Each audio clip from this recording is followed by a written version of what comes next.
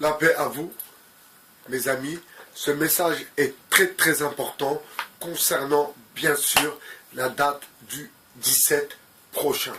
Alors, soyons sur nos gardes.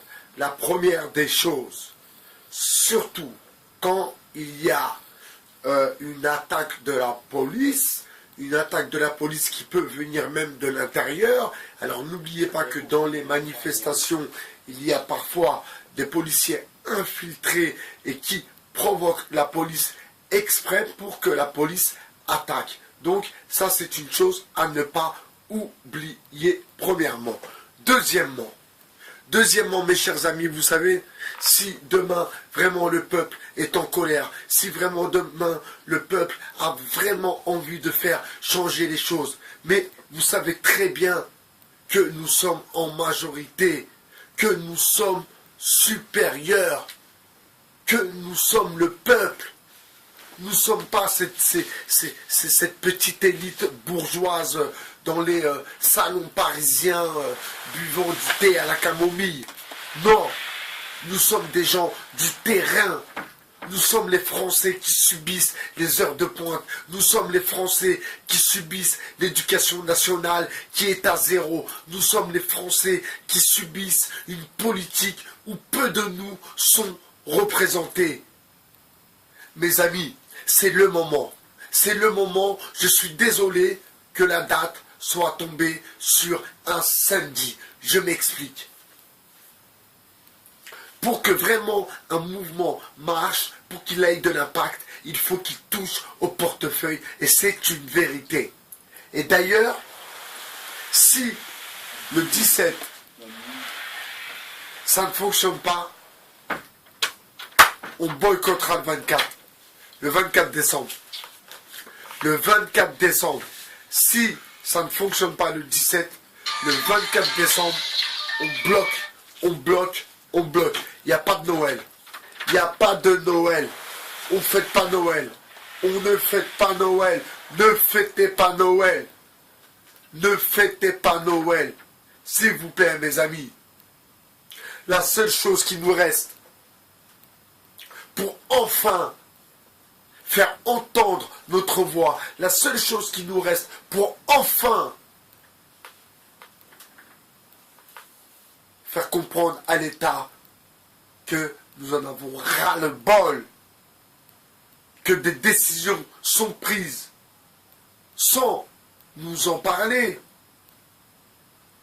Ce projet de migrants, on ne nous a pas expliqué comment cela allait-il se passer.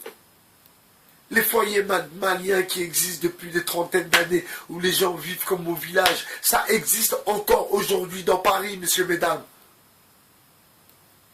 Il faut arrêter. Stop, c'est fini. Alors bien sûr, comme les autres, je vous demande une chose. Ne soyez pas dans la violence gratuite. Si vous êtes à plusieurs, tout le monde, chacun a un téléphone pour filmer son équipe. Si vous êtes 5-6, toujours un téléphone prêt à filmer. Toujours prêt à filmer. Les photographes, venez avec vos appareils photo, faites des photos. Les autres, venez pour filmer. Il faut filmer aussi. Très très important, car on ne sait pas ce que ça va donner. Moi, en l'occurrence, je vais, bien sûr, déjà, je ne vais rien consommer. Rien. Je ne vais rien consommer. Donc, je vais faire une sorte de ramadan. Ensuite, bien sûr, je ne vais pas sortir une pièce de ma poche.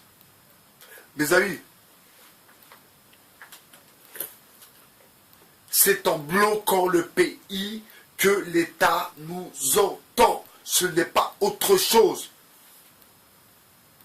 Alors rappelez-vous, il y a quelques années ou quelques mois, ils ont voulu instaurer le Black Tuesday, le jeudi noir, où la communauté noire, ça existe aux États-Unis, vient acheter les trucs en promotion.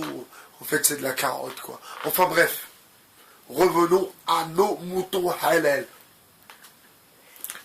Le 17, ça serait bien vraiment, j'envoie un SOS. Ça serait bien que l'on puisse se retrouver ensemble, au moins quelques-uns, au moins ensemble, qu'on fasse une photo ensemble, et que les gens au moins ils se disent, ah, c'est pas simplement derrière leur clavier ou derrière leur téléphone. Non, non, ils commencent à se rencontrer.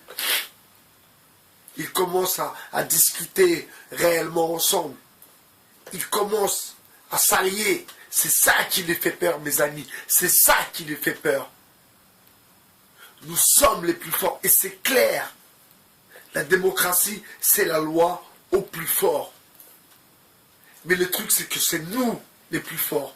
Et c'est cette minorité qui nous contrôle. C'est ce qui est totalement...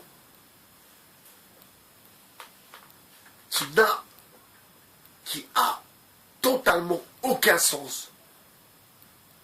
Mes amis, ce 17, n'allez pas dans les centres commerciaux. Vous ne dépensez pas d'argent. Parce qu'ils vont le voir. Ils vont le voir quand ils vont faire leur caisse le samedi soir. Ils vont voir qu'il y a eu un trou. Quand ils vont faire leur caisse le dimanche, ils vont voir qu'il y a eu un trou. Quand ils vont faire leur caisse le lundi, ils vont voir qu'il y a eu un trou. Alors imaginez-vous si derrière on dit aux travailleurs de ne pas aller travailler. C'est là qu'ils nous écouteront. C'est là qu'on sera crédible. Soyons sérieux. Soyons sérieux. 2 petites secondes. 2 petites secondes. Je vous demande 2 secondes. Je vous demande 2 secondes. 2 secondes de votre temps.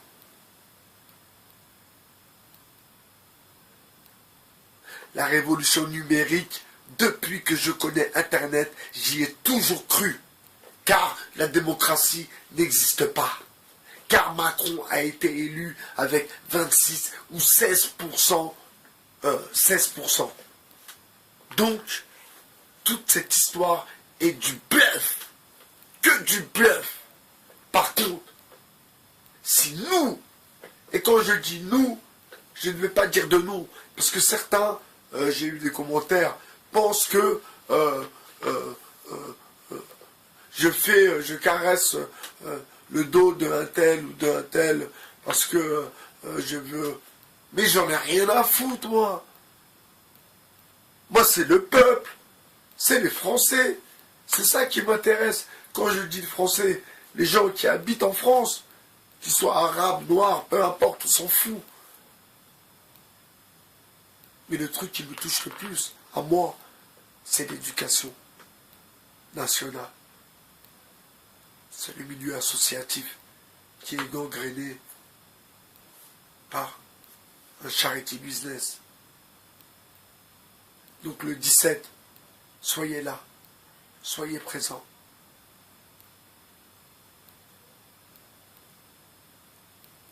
Le 17, si ça marche, juste derrière, on en fait une autre.